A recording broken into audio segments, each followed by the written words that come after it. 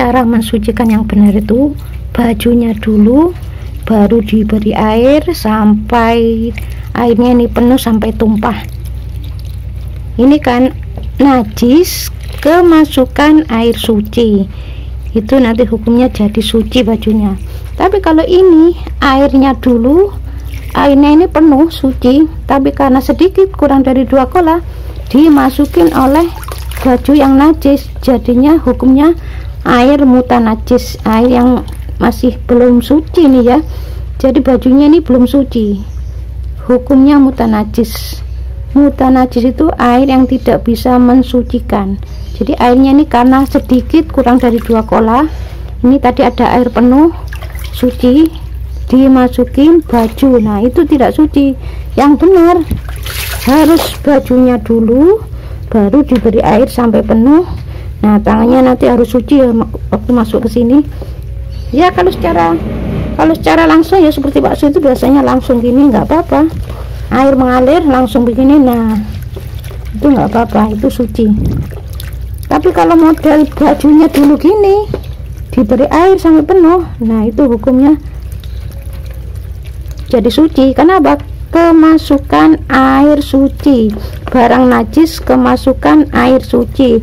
Kalau ini airnya penuh suci, dimasukin barang najis, kejatuhan barang najis ya. Yang model begini ini kalau airnya dulu itu jadi tidak suci.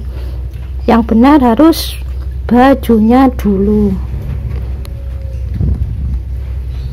ya, bajunya dulu dimasukin baru dikasih air.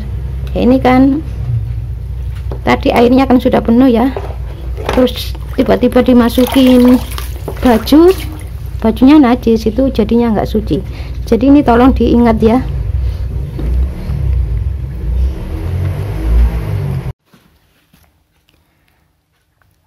Ringan kok sebenarnya, saraf kejepit itu dari mana sih? Ini ada yang bertanya. Kalau saraf kejepit itu tuh marah yang disimpan, jadi marahnya tuh diam, tidak menggebu di dada. Beda dengan marahnya orang yang jantungnya bengkak, itu ya marahnya menggebu, jadi kelihatan. Nah itu kelihatan dari raut wajahnya tuh kelihatan marah, mau dikeluarkan nggak jadi, tapi disimpan, itu jantungnya bengkak. Tapi kalau saraf kejepit ini nggak kelihatan, marahnya tuh nggak kelihatan karena memang tidak menggebu di dada ya. Jadi nanti di daerah tulang ekor itu bermasalah, bisa senut-senut atau anus ya. Kalau anus itu yang luar ya, kalau kloaka itu yang agak dalam, itu nanti munculnya tumor. Nanti itu ya macam-macam. Kalau ada masalah keluarga, diam, nggak mau ngomong ya, nanti bisa dipotong oleh dokter. Apanya yang dipotong? Ya ususnya. Jadi kalau memang pingin selamat, bagaimana caranya? Ya jangan sampai melakukan marah yang disimpan. Memang harus belajar ya. Jadi harus belajar untuk tidak marah. Marah yang dikeluarkan yang nggak boleh, marah yang disimpan juga nggak boleh. Kalau Allah itu sudah perintah memaafkan, ya sudah maafkan. Kalau dimaafkan ya tidak akan muncul kemarahan. Jadi saraf kejepit itu menyimpan marah, jadi marahnya itu disimpan. Kalau remaja kena saraf kejepit itu ada ya, karena menyimpan marah dengan orang tuanya, ini jarang terjadi.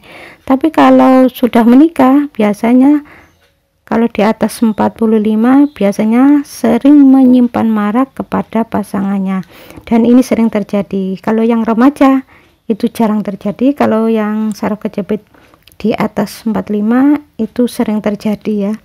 Ya karena marahnya tuh hampir tiap hari dengan suami atau dengan istri. Jadi kalau suami itu lebih dominan, dia marahnya tuh nggak digubris tapi diam ya. Nah ini nanti saraf kejepitnya di tulang ekor ya. Atau istri melihat suaminya itu tingkah lakunya ya kurang menyenangkan hati ya.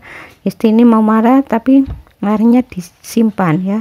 Kelihatan dari luar itu tenang, anteng, nggak nyangka ya, nggak nyangka kalau suaminya itu ternyata, oh istriku ternyata kok kena saraf kejepit, berarti selama ini menyimpan marah.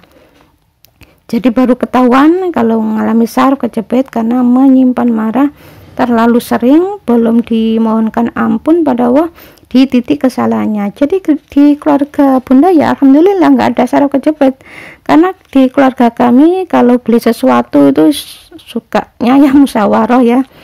Terus kalau ada adiknya atau kakaknya mau marah itu nggak jadi, karena di keluarga kami ini ada yang omongannya tuh agak lucu ya Pak Su sama anak saya yang nomor 2. Jadi kalau ngomong itu lucu, makanya di keluarga kami ini sering tertawa ya. Mungkin kedengaran tetangga ya, ada yang tanya gini, loh itu apa sih rahasianya kok sering guyonan itu ya. Memang ada yang lucu, jadi omongannya tuh lucu, makanya nggak jadi marah ya, sering begitu. Jadi hampir tiap hari ini ya selalu ada senyuman, ada ketawaan ya. Kalau tertawa sampai terbahak itu kan nggak boleh ya, tapi jarang-jarang ya tertawa terbahak itu jarang.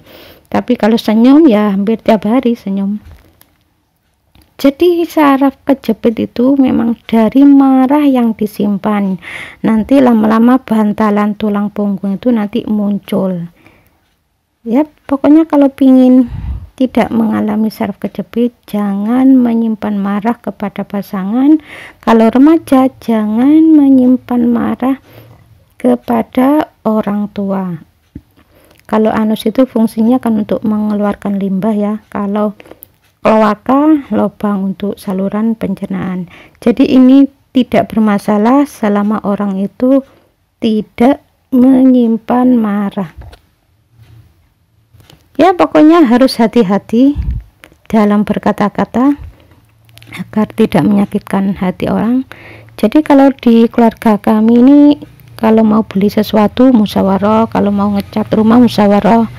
Jadi kalau ada salah satu anak yang mau ngambek ya, tapi yang satu itu suka humor, terus saya yang bagian nasihat ya, niatkan saja lillahi ta'ala. Terus saya keluarkan dalilnya, kamu itu ujian bagi mereka dan mereka itu ujian bagi kamu harus sabar. Alhamdulillah aku diuji, mudah-mudahan aku lulus biar nanti di akhirat derajatku naik di sisi Allah ya, gitu aja. Akhirnya ya nggak jadi marah. Pokoknya di keluarga kami ini hampir tiap hari selalu ada senyuman, jadi nggak ada marah-marah, nggak ada ya, alhamdulillah. Makanya ini kalau pemirsa nggak ngerti ya, tapi yang jadi saksi ini tetangga saya, anak saya yang pertama sampai kelima nggak ada yang diinfus, opname di rumah sakit itu nggak ada, sakit-sakit berat nggak ada.